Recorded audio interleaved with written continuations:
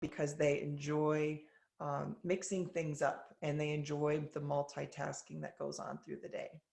So we find our change initiators on the left side of the mean, and we find our change implementers on the right side of the mean.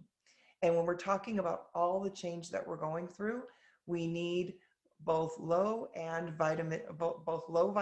vitamin C and high vitamin C on our teams in order for change to be truly successful. We work with some organizations who have teams that their whole team is on the low side of C, and they're great at coming up with a lot of ways to change things, but the implementation falls to the wayside almost every single time, and they wonder why.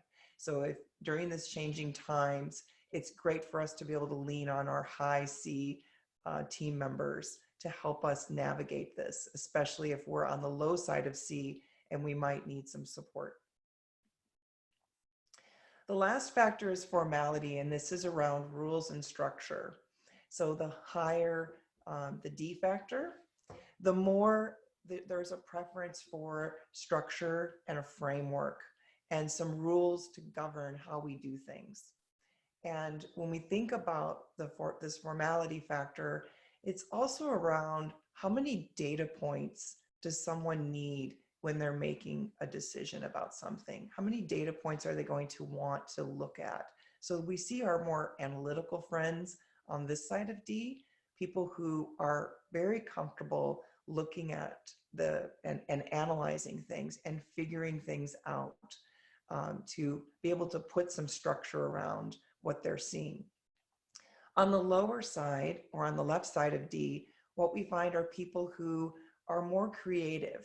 They're the ones that kind of creatively find ways to work around whatever rules and structure exist. And they're often the friends that are thinking a little bit outside of the box when it comes to rules. They often might look at rules as just guidelines that are there for maybe other people who want them, but not necessarily there for everyone. So when we think about coming up with creative solutions to new problems that we're faced with, this part of our team can be very helpful with coming up with ideas and ways to work around systems that maybe have been put in place for a long period of time that may no longer serve us in this current environment. And what's great about the other side, our higher side of D, are once those creative solutions we come up with them, they're going to help us put that structure in place that's going to help us navigate things with a little bit more formality. These are some of the behaviors we might see in the higher or the lower side of D. So Tamara, we had a question from the audience. What does it mean when a factor lands like right in the center? That's a great question. So what that indicates to us is that one of those factors, whichever one falls right on the mean, is considered situational. What it means is that situationally, you could find yourself in either side of the spectrum, probably more so in the moderate zone because you're right on the mean. And what that means is situationally, it's going to depend on how important something is to you. So if something's important to you, you might go to one side of the mean. If something's less important to you, you might find yourself on the other side of the mean, depending on how important it is to you and what's going on. So we call that situational. Okay, so now's an opportunity for you to take a peek at that self versus the self concept and see what is going on for you. How is the environment shifting who you are in the self to who you are actually shifting to in the self concept? And when we see these shifts go on, what we know is that any shift that crosses the mean can be a greater shift, especially if you're going from a 1 or 2, 3 sigma high on one side and shifting to a 1, 2, 3 sigma low on the other, or conversely. Any shift that's a slight variation on the same side of the mean is considered a shift that is Not that that doesn't take that much energy or work, but when you're shifting one of those factors from one side of the mean to the other side of the mean, there is some expense of energy that's being put in place, and potentially some stress, because you're having to work at being someone that you're not in order to be successful in your environment. So I just ask you to take a peek at what's going on for you in the last 90 to 120 days, because that would be reflective in your self-concept. So the leadership styles, we look at leadership styles from the greatest drive. So I'd like you to look at your report again and look for the factor in the self graph, the very top graph, and find the factor that's the farthest to the right. And that is going to tell you what your highest drive is. So if your highest drive is the A factor, you're going to be more driven around goals and coming up with ideas and solutions to problems. You're going to, again, value those ideas that you generate around how to solve for those problems, and likely get everybody on board and going in the direction that you believe is best. If your highest drive is in the B area for extroversion, you're likely going to be that person who is trying to persuade and influence and sell people on how to go in the direction that you want them to go. If your highest factor is in the C area, you're likely going to be more focused on the process and the experience that is happening in your organization. And lastly, on the D factor, if your D is the highest, you're going to be more inclined to want to put structure and maybe some policies or protocols around how to function in this new environment. So just do a little check-in with yourself and see what's coming up for you as it relates to your highest factor, your highest drive, and how you might be showing up during this time. Is there any other questions that are coming up, Justin? No? Okay. Okay. So when we think about the stress of the current environment that we might be feeling, we want to just recognize that our highest drive, that could be our greatest strength in most environments, if it's overused, can be our greatest Achilles heel, right? We've heard that before. Overused strength can be sometimes our worst enemy. So it's important that we look at how we're showing up, how are we using our strengths, and how are we actually being perceived by others if they're in overdrive right now. The thing that I think is important to know is that when we're thinking about leading ourselves, that's one thing. When we're leading our teams, it's important to understand that what they need from us isn't always what we need from them and what we need from the environment. And oftentimes we forget that just because we're this way, not everybody is built this way. And it's important for us to understand that everyone on this call likely has a very different profile. There might be some of those zip codes that are similar, but the addresses that we just walked through are likely very different. And if you imagine us all being on the same team, all of our needs and our drives would be slightly different. So as a leader, it's really important for us to imagine not using the golden rule that we've all been taught for so many years, but to scratch that out and think of using the platinum rule. The platinum rule is for us to treat others the way they would want to be treated, not the way that we would want to be treated. So when we think about our drives, let's just pick out the drive of the high A factor, which is the drive to influence others. Sometimes if we're on the lower side of A, we might want to have a more collaborative or consensus building arrangement. So it's figuring out who on your team might prefer to being more engaged in the problem solving mode and that may prefer to have their voice heard. So just taking any one of those factors and imagining what might the other side of this spectrum look like and what might their needs be on our teams. So Tamara, we have a question. So you just mentioned to be an effective leader that you have to really be mindful of how you need to adapt in order to meet the needs of your employees or your fellow team members. That being said, since many of us are small business entrepreneurs, is there a typical profile to be generally successful? So can you speak upon perhaps how we can be more successful given a lot of change and the potential financial challenge that we're going through at the moment? So there is no perfect profile for any entrepreneur. We do see, and if you are an entrepreneur, if you are on the lower side of A naturally, you will likely find yourself navigating in your self-concept over to the higher side of A, because you're the only one that's making a lot of these decisions. You don't necessarily have a team to have consensus building with. So you might find yourself navigating over to that side. But if you're a higher A factor, for example, and you need to work with clients to figure out how to best serve them and their needs in the client interaction, you might find that your high A needs to kind of be dialed back in order to be successful with a client and figuring out how to serve and support them from a more collaborative perspective. So you're going to find that no matter what your profile is, you're going to need to find ways to pivot to meet the needs of your clients and to meet the needs of the current environment, which is very different.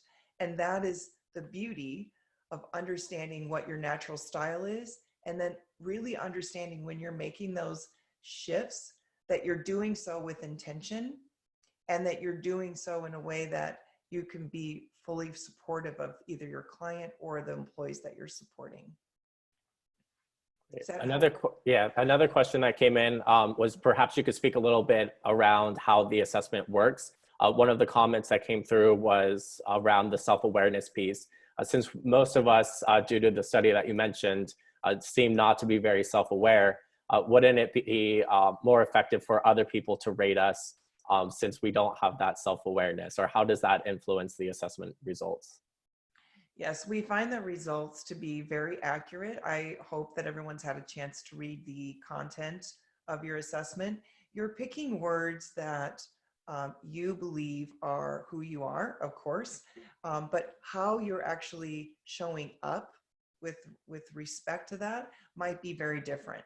So when we look at the self-concept, that is where you're likely making shifts and pivots that may or may not be the right type of shift or pivot. We find in some organizations that someone's self-concept, what they believe they should do, is not in line with what the organization actually wants them to do. So the self-concept is the piece that I would say that's the area where your perception or your belief about what you need to do may be slightly askew.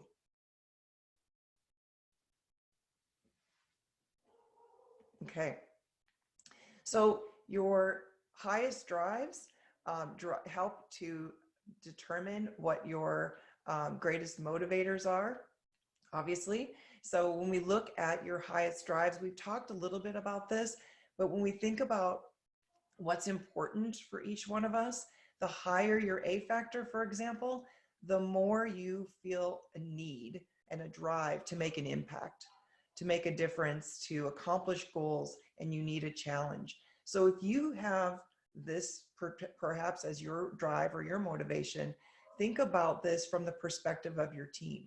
If this isn't your highest drive or motivator, you may have people on your team that this is really important for them. So how could you adjust what's going on in your organization right now, or provide opportunities that are very challenging and goal-oriented for the folks on your team that do have this drive? This will help increase engagement with your team. So if this is you, finding new ways to create new goals for yourself, because all of your goals and all of the challenges that you may have had might be on park right now because of COVID. So what new drives, what new goals could you set for yourself? And what new challenges could you put in front of you to keep you engaged and to keep the fire lit within you during this challenging time? The next one is the high extrovert, and this is the higher B. So this is that people connection one. We're finding organizations right now are doing happy hours, social times on Friday evenings, after work or maybe around 4 o'clock. They're doing fun and silly things to keep their high B employees engaged, like doing bring your favorite hat to the next call, or show us your dog or your cat during the next call. So these are things that really help keep our high extroverted team members more engaged. They want to have that verbal interaction. So the Zoom calls are a favorite for them, but on the lower side, again, we're not going to find that much appetite again for that. So the higher C, how can we help them be a part of or engaged in the process of maybe even starting to think about what is the return going to look like, and how can they start maybe help us plan out what is that return going to look like, and what would the process be. Engaging them in that part would be very motivating to them and be actually quite exciting. And then lastly, the highest one for formality. This person is typically very good at maybe doing some research around things that we need to understand. They're obviously going to be very helpful with analyzing all the lending opportunities out there, and maybe helping us even apply for loans, because this is something that's very motivating to them, to dig into something and become more of an expert, learn from what's out there, and maybe bring the information back to you if this is not your highest drive. So this is an opportunity for you to tap into your team, possibly in a little or a slightly different way. And if you're a one-person team and this is not your highest strength, maybe there's other people out there that you can partner with to support you during these times that do have this as their greatest strength. So thinking about management again, there's this great quote from Marcus Buckingham about how leaders can either play chess or play checkers. And those who know how to play chess know that each piece moves in a different way. And you can't play if you don't know how each piece moves. And this really gets back at what we're talking about, understanding what your drives and your motivators are, in contrast to the drives and motivators of your team, will help you and your team be more successful during this time where many of us are needing to make shifts and pivots in how we've done things and the norms that we've become accustomed to. We would like to offer, I know we're ending just a little bit early, we want to open it up for any questions, but we also want to offer anyone on this call, if you want to take a little deeper dive on your own personal assessment and you want a 30-minute call with one of us on our team to take, have a more personalized approach, we're happy to do this. And the email is up on the screen. If you just want to jot that down, and if at some time during the next 30 days or so, you would like to have an opportunity to do that, we'll be more than happy to do that with you. Take a deeper dive into your own personal situation. Okay. What questions are coming up for anyone on the call?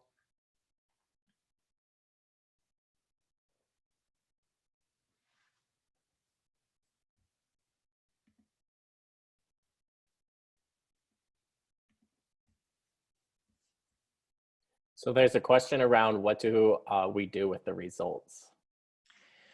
Well, you could reflect upon your results and it's really an opportunity to get to know yourself a lot better. Many times what we hear from people that take this assessment is they say, I know all of this about myself. I know this. I've heard this from other people, or I know this. It's pretty rare that somebody says, this isn't me at all. If you're having that experience, I would invite you to give you the readout, the context piece, to a significant other, someone who knows you well, and have them read it and say, is this you or is this not you? Most times people have found there's a little bit of a blind spot that maybe they weren't aware of. So it's a great opportunity to gain additional self-awareness. There's also a question around if we can receive a copy of the presentation. Oh gosh, we get that request every once in a while, and the content around this predictive index tool that we use is not ours. So we are unfortunately not able to provide this content other than to give you your own results. And you could always go onto our website and learn a little bit more. I think there's some graphs out there that we showed on the PowerPoint, but not everything is out there.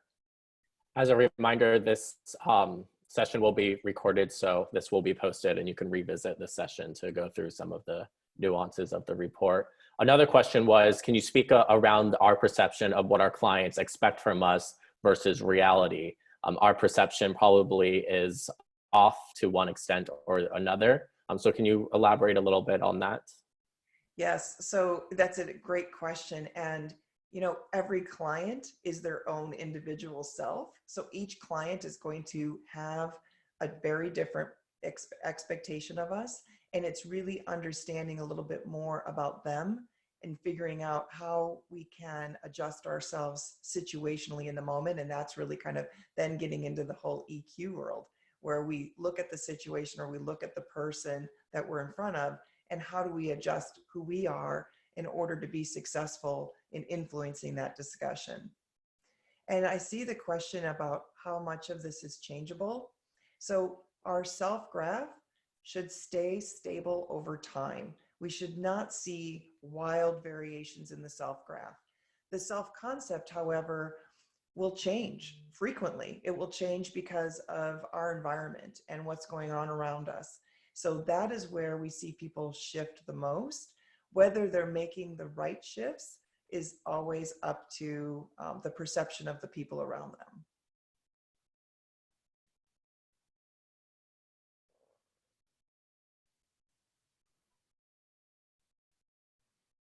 There's a question, this is directed towards you, Tamara, but where could we find the recorded version of this session? Justin, I'll answer that. I'll answer that in the wrap up. Okay. Perfect. Okay, well, hopefully everyone had an opportunity to see how they are naturally and how they may be needing to change or adjust themselves during this different time. When you think about making a shift and looking at who you are naturally, are you overusing who you naturally are, or are you actually making the shifts that you need to make in this different, these unprecedented times, especially when it comes to your clients and your employees?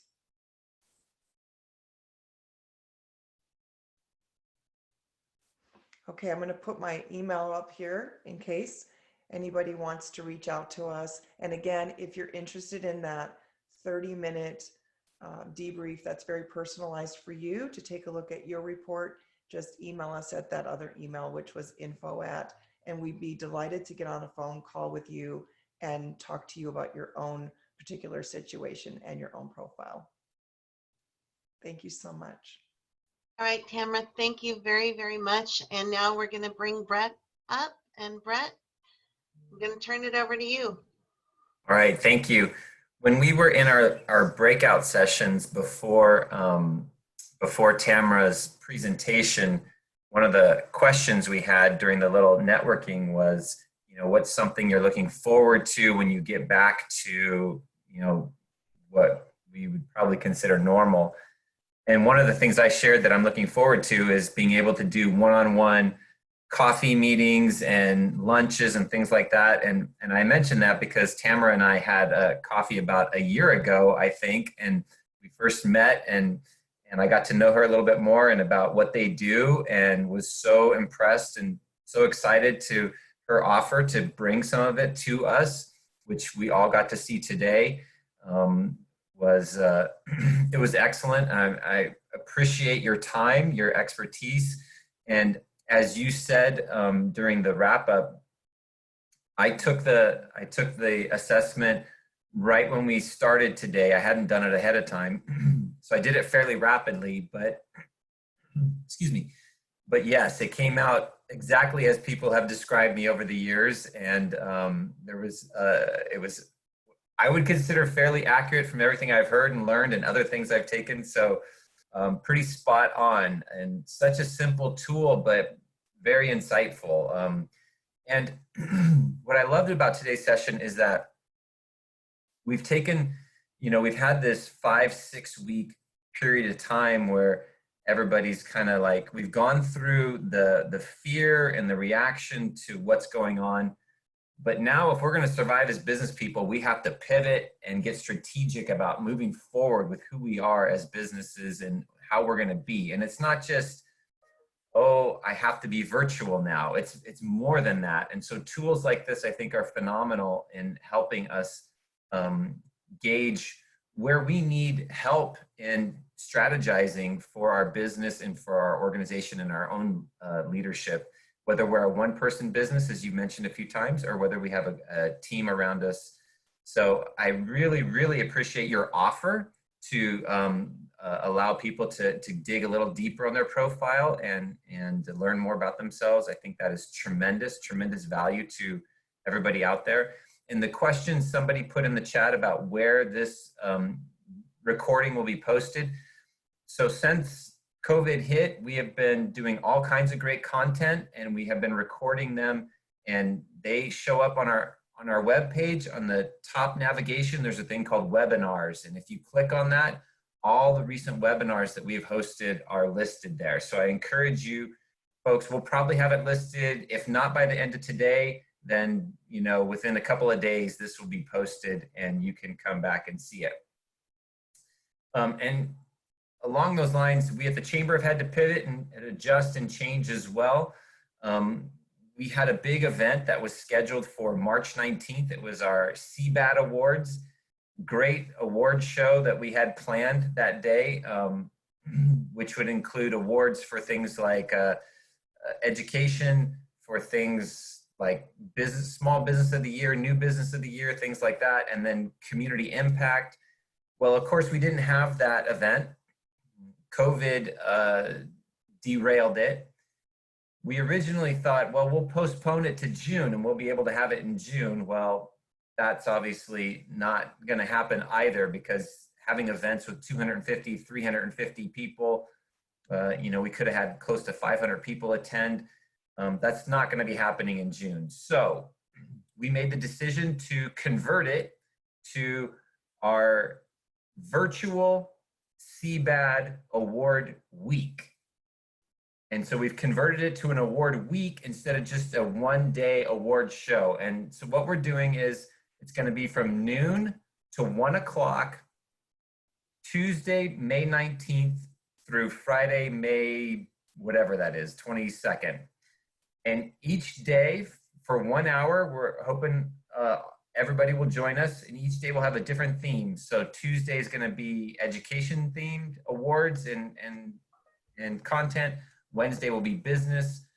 Thursday will be community, and Friday will be networking. And on Wednesday, on the business section, that's also going to include an interview with our interviewer will be Adam Jacobs, who's here today involved in this call. And he will be interviewing his grandfather, Irwin Jacobs, one of the original founders of Qualcomm. So there's going to be some great content that week. In the next 7 days or so, you'll see the opportunities to register and to participate in that event. And so keep your eye open for that. And we're continuing to put out more virtual things like these workshops, there's Friday coffee connections every Friday for those who want to stay connected and continue to network. We have chamber plate opportunities, even though we can't get together for coffee or get together for lunch. We're still having chamber plate virtual get-togethers, so you can participate in those. They're all on our website, carlsbad.org. You can go to the events calendar and find all these different opportunities. And then just lastly, 2 other things.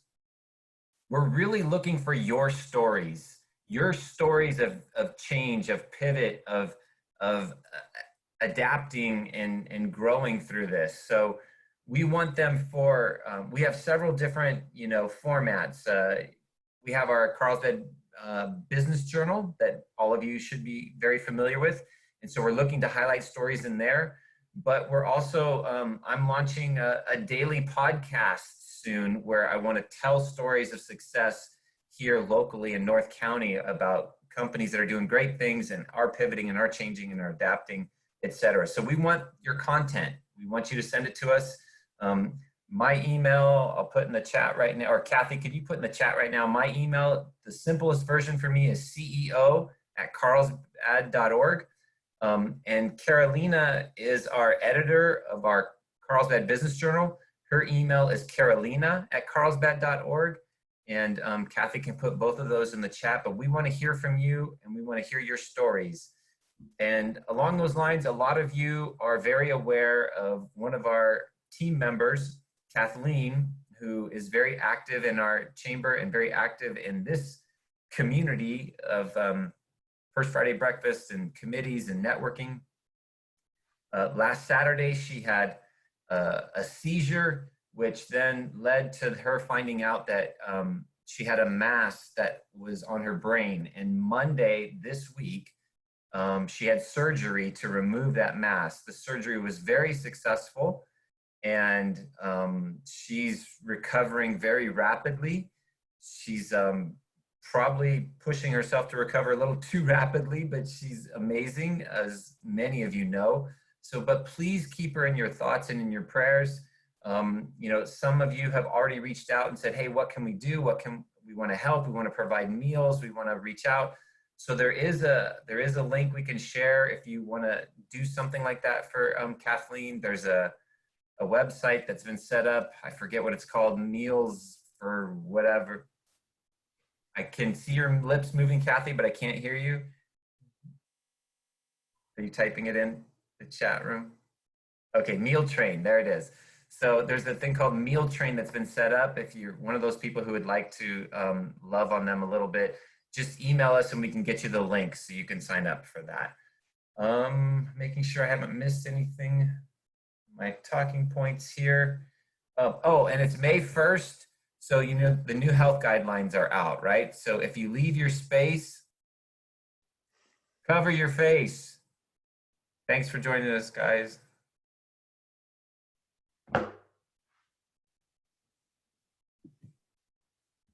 Thank you. Thank you, Brett. Thanks again, Tamara. Thanks, It's Tamara. Thank you. And Justin put a document. Everybody, God bless. Tamara, what'd you say? Justin put what? I said Justin put a document in the chat. Hopefully everybody can see it. It's on the Downturn of Economic Hardship report. If anyone's interested in that, if you can't see it, we can send it directly to Kathy. I see it. Thank you. Okay. Looks like I have to download it. And I can email it out too to everybody afterwards. Okay, great. Thank you. Excellent. Bye. Thanks, you Thanks guys. so much. Appreciate it. Have a good day.